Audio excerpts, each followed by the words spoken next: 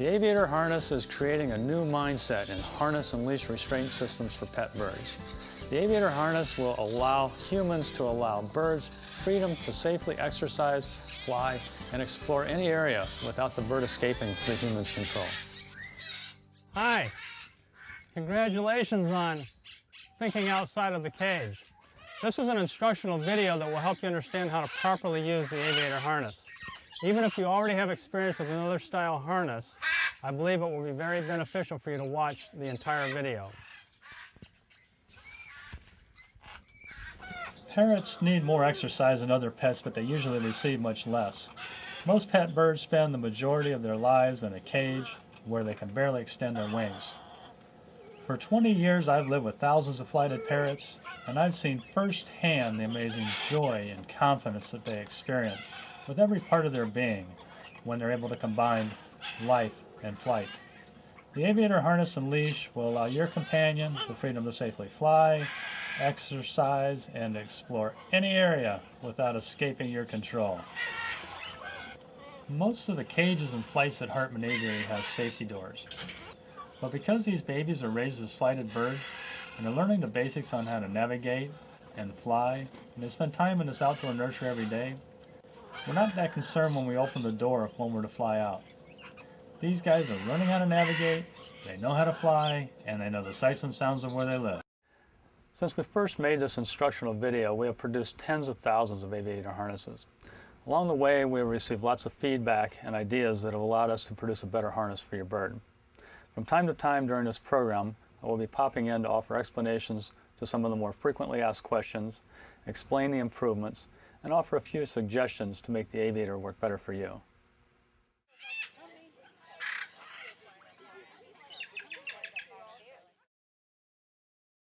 Hi, it's time to take a look at the Aviator harness. Now, I know obviously you've all opened the package already, but before we go any further, I would like for you to remove all of your pet birds from the environment where we're watching the TV and looking at the harness. Harnesses are a very new concept for our parrots and us, and it's important that we understand exactly what we're doing before we try to introduce the harness to them, because we don't want to create any situations that don't work out optimally for us. Some birds are very opposed to new things coming into their environment. Some birds are very phobic and afraid of new things coming into their environment. And there's a few birds out there that have had not so pleasant past experiences with a harness, and they're probably going to know exactly what's going on when they see the video or see what comes out of the package. So let's go ahead and get them out of the way, and then we will learn everything there is to know about the harness, and then we'll show them the ropes. Okay. Now, I know you're very anxious to see just how the harness works, so I have a friend here, my very patient stuffed animal parrot, who has agreed to demonstrate the harness for us. And what I'm going to do is very quickly put a harness on this guy, and then we'll go over the particulars later, but at least you'll see exactly how it works and understand a little bit more as I explain. All we do is we take and we slide the collar over the head, pull the wing through on that side, pull the wing through on this side, and then we have one slide here that has the belt in it. All we've got to do is tighten that right up to the bird's waist and pull the excess through, and we're all done. And that is a harness installed on our pet bird. Okay, so let's go ahead and now we can open the package and get the other harness out here. Take a look at the harness a little more carefully. What you find right off is a lot of strap material and what looks like a bungee cord. Kind of confusing, you don't have a clue as to how it works. And so the first thing we need to do is orient ourselves to the harness and how the harness orients to the bird. This is very easy to do.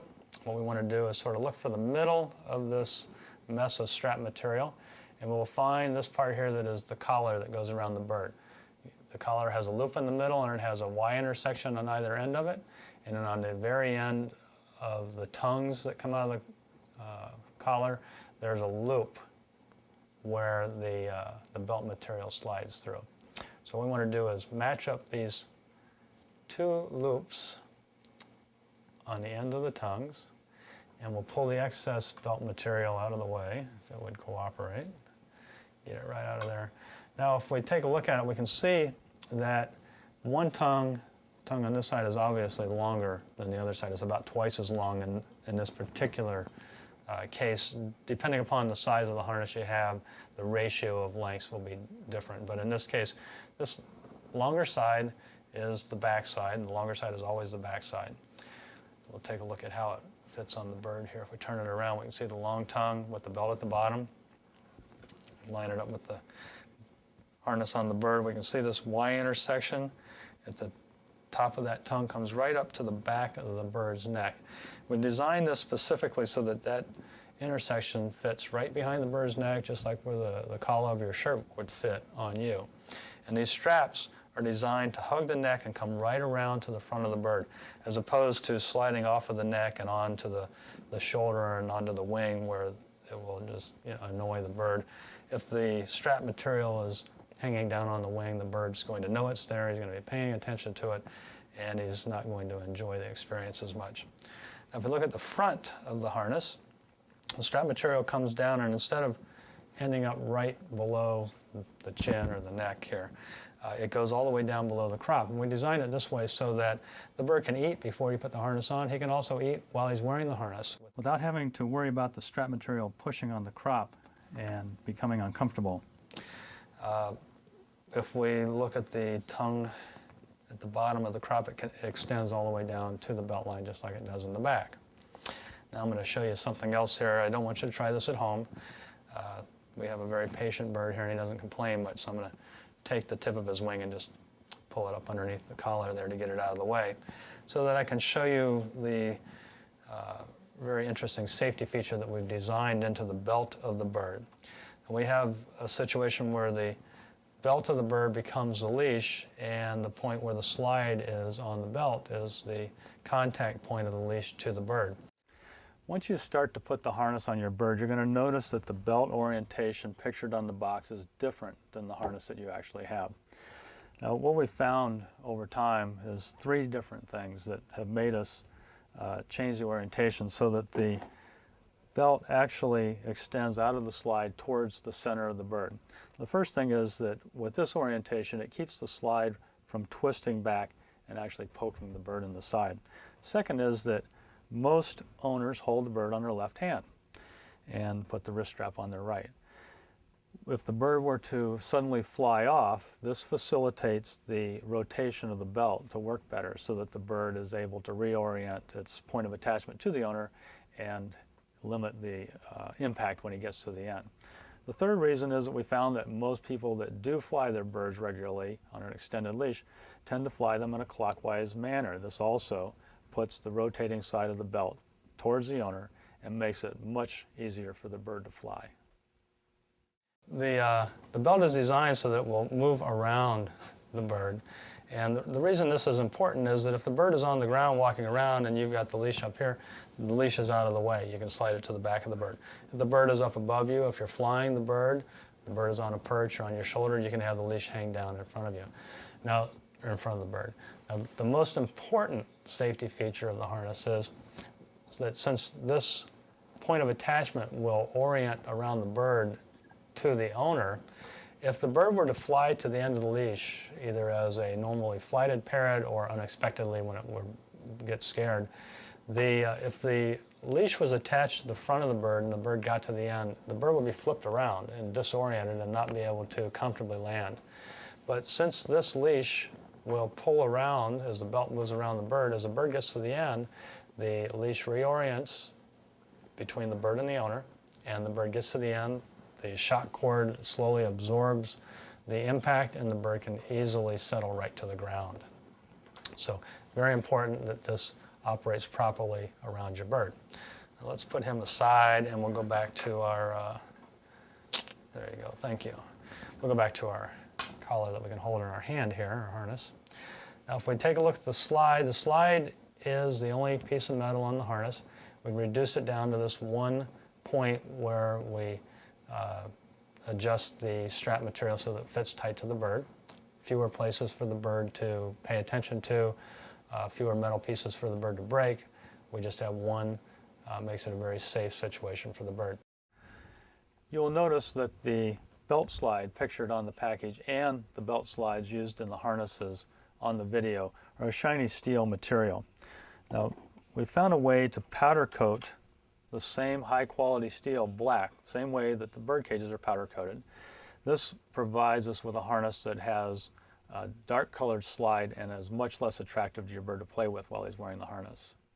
Now we need to practice working the strap material through this slide because our fingers are kind of big, slide's kind of small, and we don't want to annoy the bird when we're trying to put the harness on the bird, because if we're fumbling with the belt material on the slide, we're knocking him sideways, he doesn't know what's going on, he's getting agitated, and pretty soon he's going to give up and you'll be right behind him. So practice with this quite a bit before you try to put it onto the bird. Now once we come off of the bird, past the slide, we go out to the end of the extra strap material and we'll find that we're connected to a shock cord. And this is a 100% shock cord, and the reason we have this on here is to absorb impact when the bird gets to the end, when it is flying or if it is scared and flies.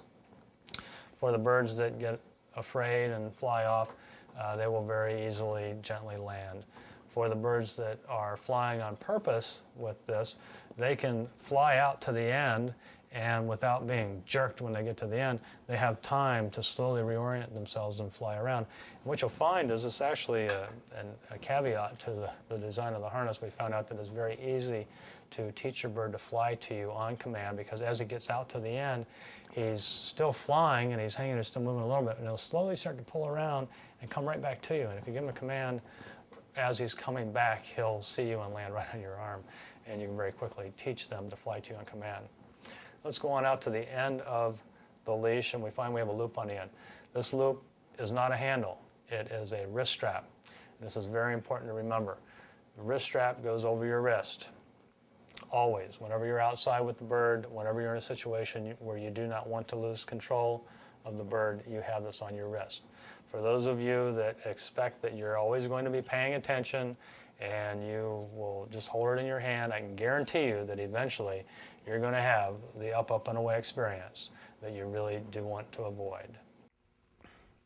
You will notice that there is no longer any distractive stitching on the harness. In an effort to produce a more comfortable and less distractive harness for your pet to wear, I've developed an ultrasonic welding process to replace the old style stitching. Basically what we do is we place our strap material into these specially designed jigs, and when this horn comes down, it penetrates the middle of the material and vibrates at a rate of about 20,000 cycles per second. The high vibration creates friction, which actually welds the material together. The end result is a strongly bound strap material with no distractive stitching for your bird to play with.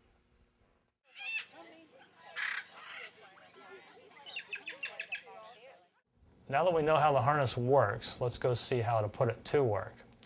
What we're going to do is go into the nursery and see how to mentally and physically introduce the harness to young birds, which, by the way, is the same way we introduce it to old birds. It's just that it's easier with young birds because young babies and young birds, adolescents, they're always looking for something to get into. So introducing them to the harness is, in a lot of cases, fascinating to them. Adults are often fixed in the behaviors and are resistant to change, and will take a little bit longer. But the process is exactly the same. You just have to proceed a little bit slower with adults that are not ready for new experiences. And we will show you how to do that so that you can make it an easy experience for your older birds. Well, let's go take a look in the nursery and we'll see how to put the harness to work.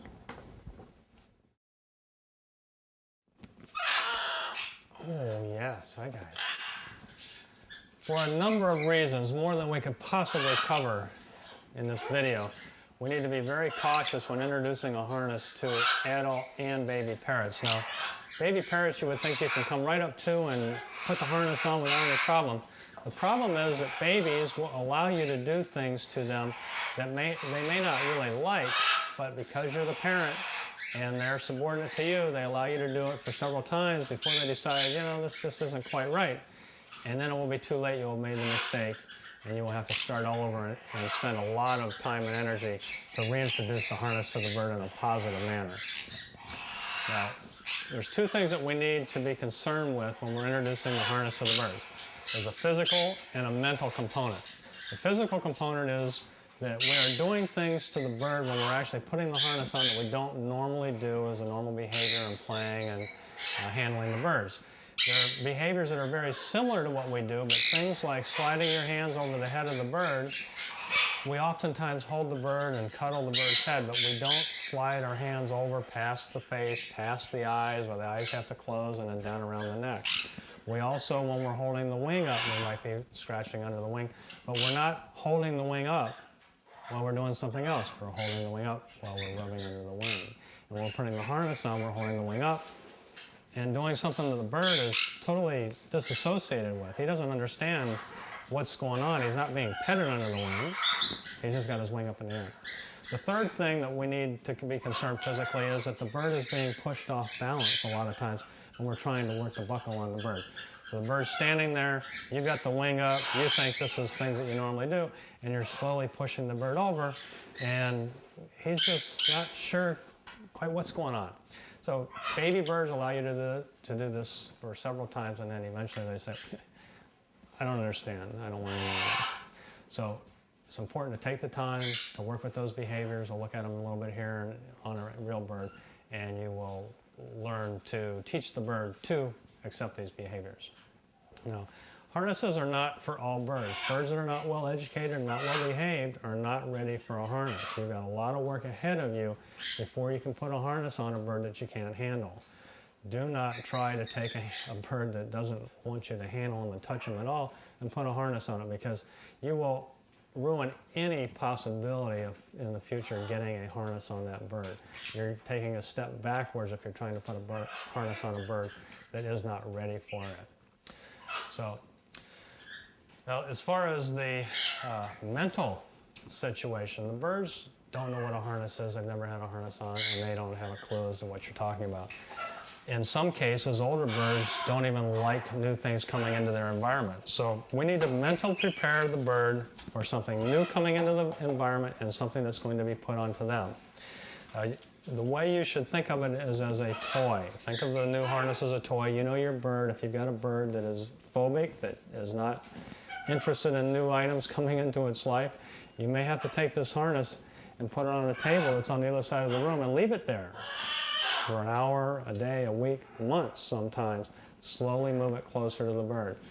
Now here in the aviary, we have harnesses and harness material. And you can see over here we've got one. We actually take toys and hanging up with the harness strap. Now we have a situation in the nursery where we're trying to introduce the birds to the harness from the start.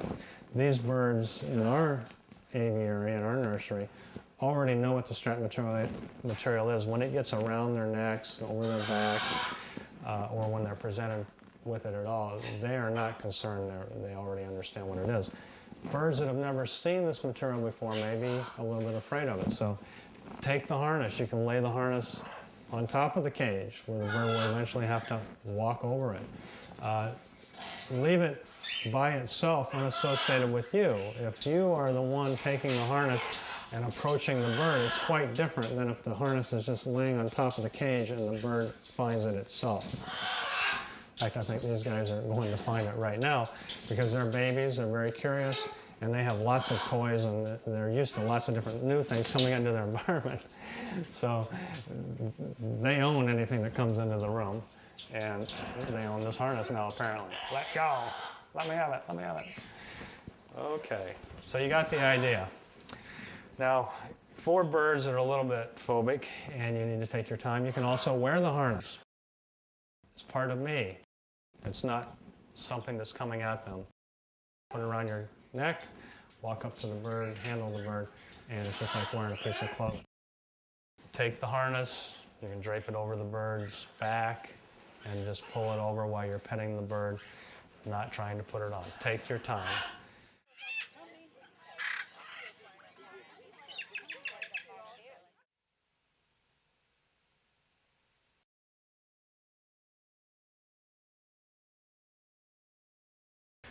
Step. Good girl. What are you looking at? Okay, it's time to take a look at the physical conditioning that's necessary for even the best aviator. This is Crayola, and I brought Crayola into this room because it's a little too noisy in the nursery and there's too much activity going on.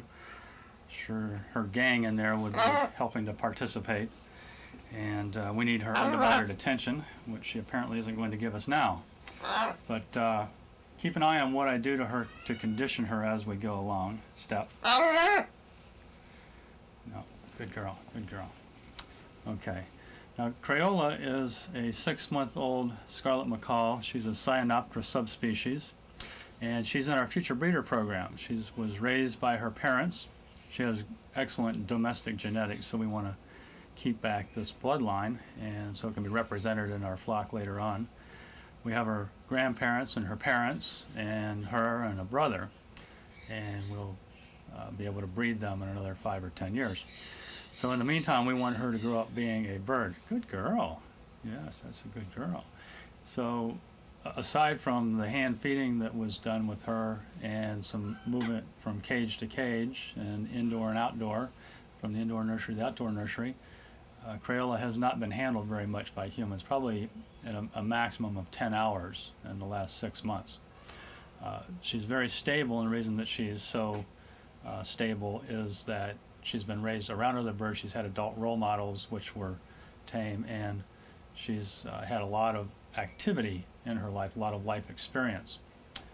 So what I'm doing now is I'm holding up the wings, and she's doing very good. She's allowing me to do this. This is one of the 3 behaviors we need to work on, because most of the time when you're working with a bird, playing with them, you're rubbing them under the wing when you've got the wing up, and they are occupied with you touching them. They don't realize that the wing is up. When you're holding the wing up totally disassociated with anything that you're doing, what are you watching there? I think she has never been in the room before, so she's right now looking around the room, which is probably why she's behaving so well. But if you're petting the bird like this, the bird's concentrating on the petting and not on the fact that you've got the wing up in the air. But when you just hold the wing up, it's an unnatural behavior for the bird, and they notice that their wing is up and they try to put it down. Can you put this one up now? Okay, so in general what you want to do is push the bird to the limit of where she will allow you to hold the wing up, and then count to 3. And as soon as you get to 3, then you let her put the wing down. She wins, and you've established a little bit of discipline in her that you're the boss. Now, the second behavior we want to look at is covering the eyes. When you pet a bird, a lot of times you're petting the face and you're rubbing the feathers on the head, but you're not making the bird close their eye. You're doing very good. When you're going to put the collar of the harness over the bird, you're going to be putting it around the face of the bird and dragging it down. It's okay, good girl. Over the eyes, and the eyes are going to have to close. It's a very strange sensation for the bird.